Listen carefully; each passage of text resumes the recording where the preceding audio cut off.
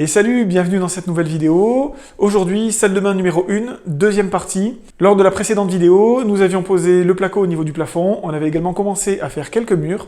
Là, on va poursuivre. Je vais aussi faire quelques bandes à joints. Alors les bandes à joints, je m'étends pas trop sur le sujet. Je ferai des vidéos dédiées quand je ferai le reste de l'appartement. Là, la seule particularité, c'est que c'est de l'enduit hydro. Donc je mets des plaques de BA13 hydro. Ce serait bête de mettre un enduit classique. Je mets de l'enduit hydro pour avoir une cohérence. Donc les bandes à joints en 3 passes. Une passe de collage, une passe de charge, une passe de finition.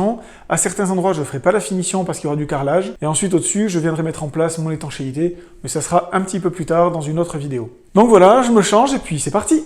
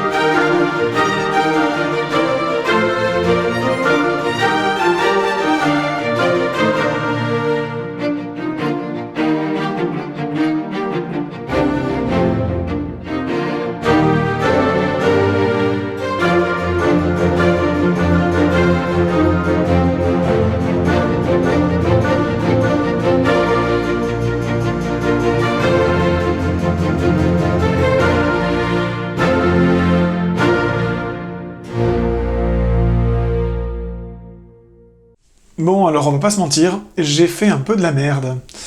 La plaque qui est derrière moi, c'est une plaque que j'ai collée avec du MAP. Je rappelle que je ne suis pas un professionnel du bâtiment, je suis pas plaquiste. C'est la première fois que je posais une plaque entière en pose collée comme ça. J'avais déjà posé des plaques, mais c'était plus un complexe BA13 plus isolant, donc laine de roche ou polystyrène. Donc des plaques comme ça, j'en avais jamais posé, et sincèrement, c'est super compliqué. Ça a l'air tout simple comme ça quand on le voit faire, mais c'est pas si facile que ça. Donc derrière moi, c'est un peu de la tôle ondulée, donc j'ai pas mal d'épaisseur à rattraper. J'avais deux solutions, soit tout arracher et puis recommencer, mais bon, les mêmes causes produisant les mêmes effets, j'avais pas envie de recommencer à faire un truc tout pourri, voire même pire. Donc j'ai préféré rattraper le coup. J'ai commencé à enduire le mur, donc j'ai passé une première couche.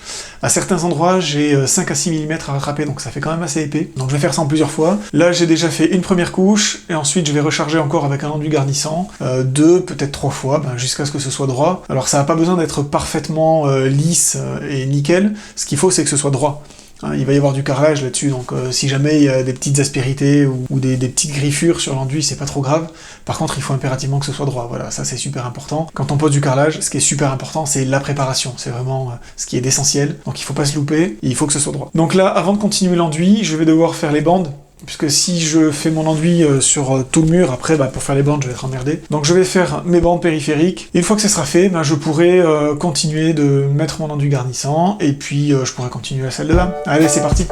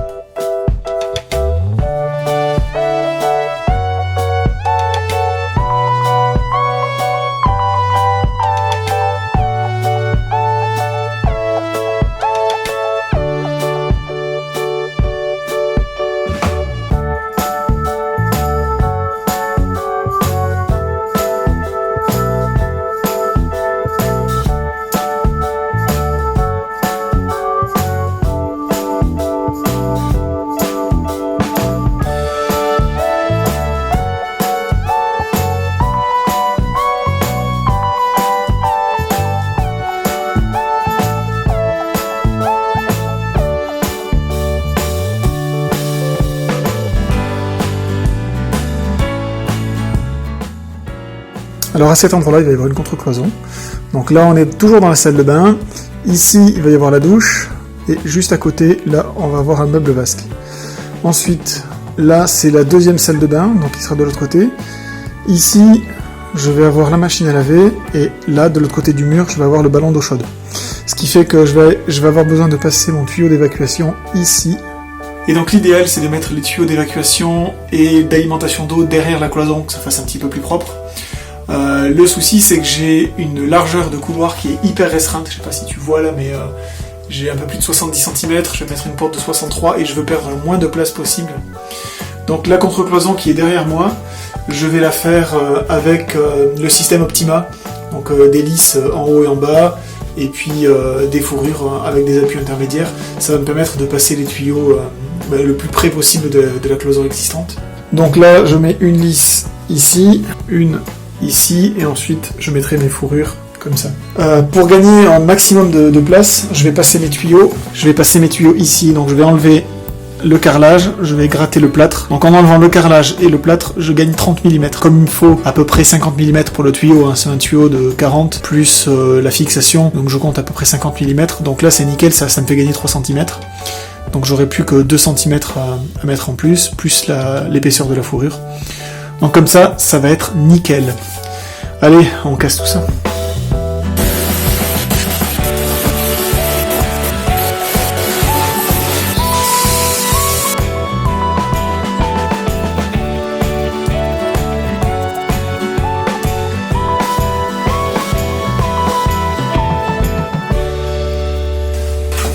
Voilà, le passage pour le tuyau est fait. Donc on voit qu'à cet endroit-là, il y a un trou, mais en fait il y avait des morceaux, il n'y a pas de briques pleines.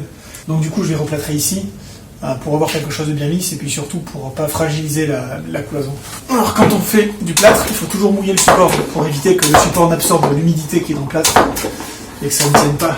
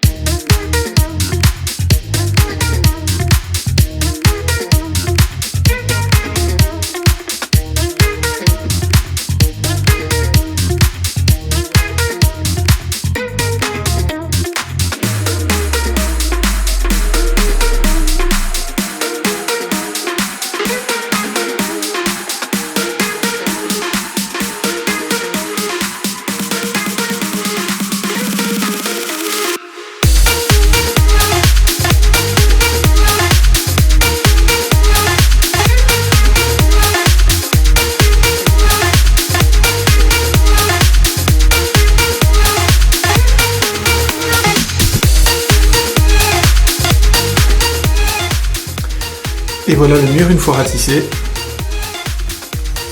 Il est complètement redressé, lissé avec la lame Parfailine de 60.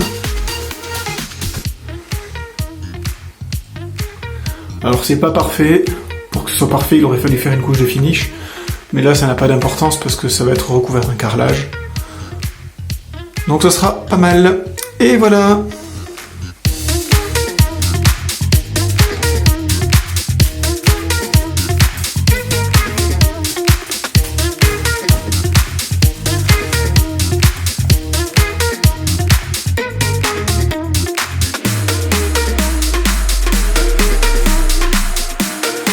Donc pour le mortier, j'ai pris des sacs de mortier prêt à l'emploi. Pour la quantité que j'ai, c'est très largement suffisant, hein, je dois avoir 70 litres de mortier à passer. Donc voilà, j'ai pris quelques sacs de mortier tout prêts, on met de l'eau, on mélange, et puis c'est fini, on va pas s'embêter à le faire à la main, acheter du sable, du ciment, etc. Donc pour le mélanger, j'ai acheté un petit malaxeur comme ça, donc c'est des malaxeurs spéciaux, matériaux forte viscosité, un truc comme ça. Donc on a un embout SDS au bout. Okay. Voilà. On le branche sur le perfo, mon super perfo sans fil Bosch que j'adore. Voilà. Et c'est parti.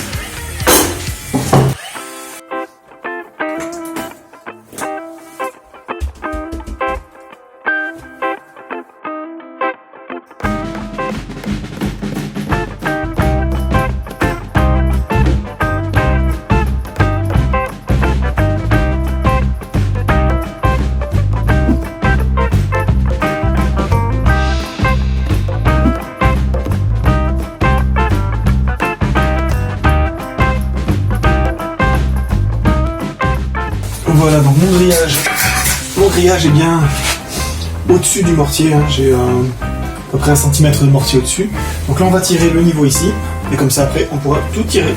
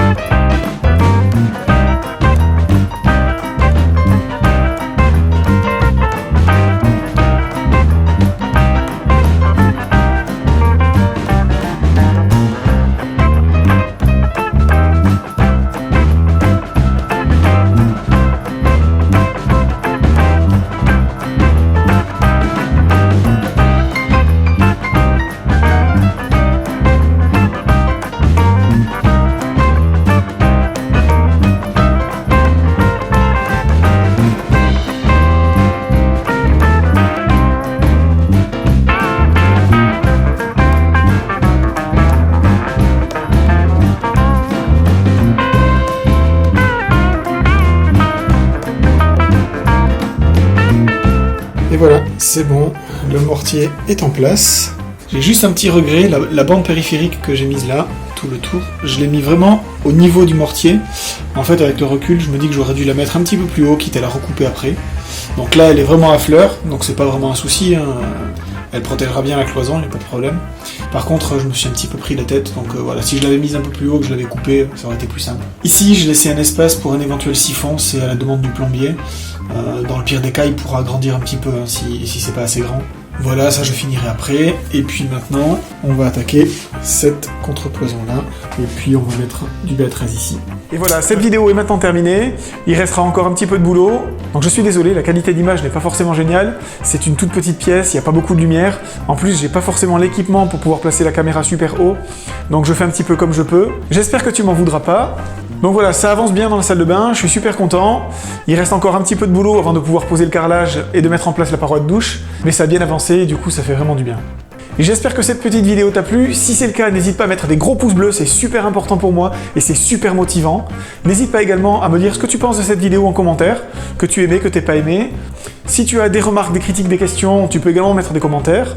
N'hésite pas à t'abonner à la chaîne si ce n'est pas déjà fait. C'est pareil, les abonnements, c'est comme les commentaires. Quand on voit que le nombre d'abonnés augmente, c'est super motivant, ça donne vraiment du baume au cœur et moi ça me donne envie de continuer. Je te remercie, je te dis à bientôt et n'oublie pas, il n'y a pas d'échec, il n'y a que des apprentissages. Allez, ciao!